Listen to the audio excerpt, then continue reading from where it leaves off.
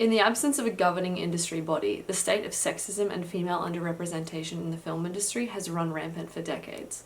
But in light of recent social movements and calls to action, industry change has accelerated.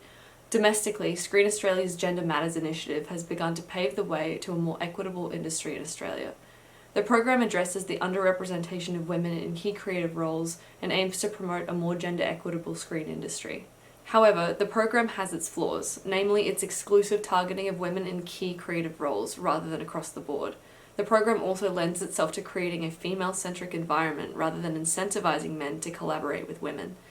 Furthermore, the program is only applicable to Screen Australia-funded projects, which in 2021 made up only 8% of all Australian screen content.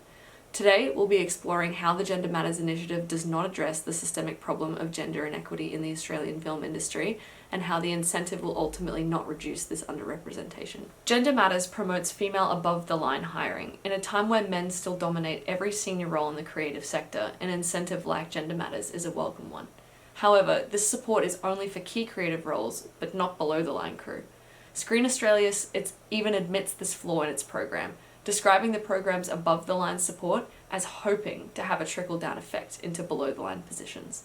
So why does Gender Matters neglect this sorely underrepresented demographic?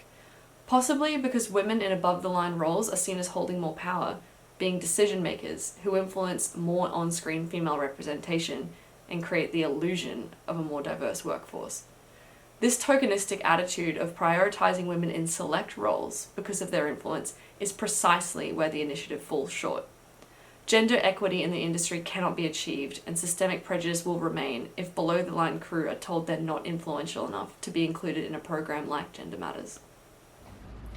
The first part of this video essay argues that the Screen Australia Gender Matters initiative won't reduce the underrepresentation of women because it only focuses on above-the-line roles. This section will prove that the targets outlined by Screen Australia are too broad and have resulted in an influx of female producers. Back in 2015, the senior leadership of Screen Australia reaffirmed that the Gender Matters program did not include mandatory quotas, but rather targets that could accommodate for the talent-based landscape of the industry.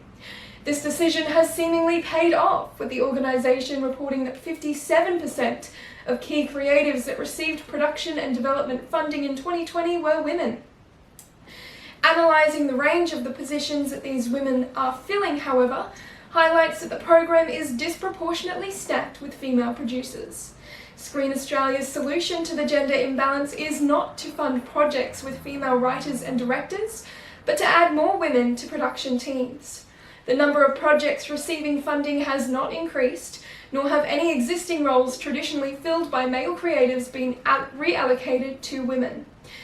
Typically performed by one person, statistics surrounding the role of director are the most telling about the effectiveness of this initiative. Industry-wide data from Screen Australia cites that 16% of directors were female in 2015, a number that only rose to 23% in 2020. The national production slate provides further evidence that men are still dominating the film industry despite the Gender Matters program. 6 of the top 10 performing Australian films in 2021 were supported by Screen Australia. Of these 6 films, including Robert Connolly's widely acclaimed The Dry and Glendon Ivan's Penguin Bloom, only one female is credited as a writer on IMDb. None of these films were directed by a woman. It can be argued that there has been no real improvement for women in these leadership positions, and that the Gender Matters program will be ineffective at inciting equal representation within the film industry.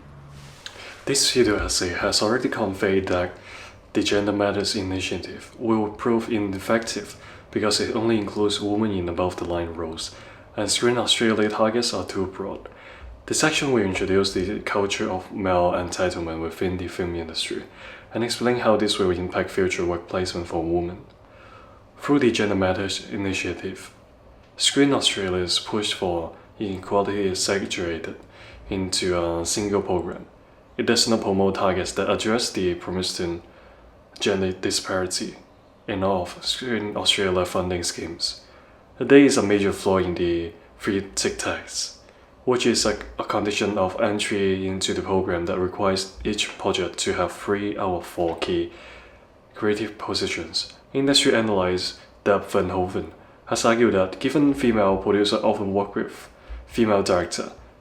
The free-tick measure is unnecessary. It may also be considered an obstacle to equal gender representations, because it's not motivating men and women to work together but allowing more amorphous interpersonal manifestations of industrial strength sexism to persist. This gender imbalance among key creative roles will insert in unexplored thematic and aesthetics possibilities because of male-dominated films, characters, aesthetics, and values. Angelina Jolie, the movie By the Sea, and Lena Dunham, the movie Tiny Furniture in 2010, have created interesting, unique films that male directors are unable to make, films that explore what it means to be a woman today, and offer an self-reflexive perspective sorely missing from Australia's cinematic canon. It can be argued that if gender inequality remains unchanged in the closed industry network, it will have cultural and societal consequences on the formation of ideas and diversity of unexplored content. The current structure of the Screen Australia Gender Matters initiative will not prevent this outcome. Further information on this topic can be found at screenaustralia.gov.au. Articles outlining the flaws of the project are available via the conversations.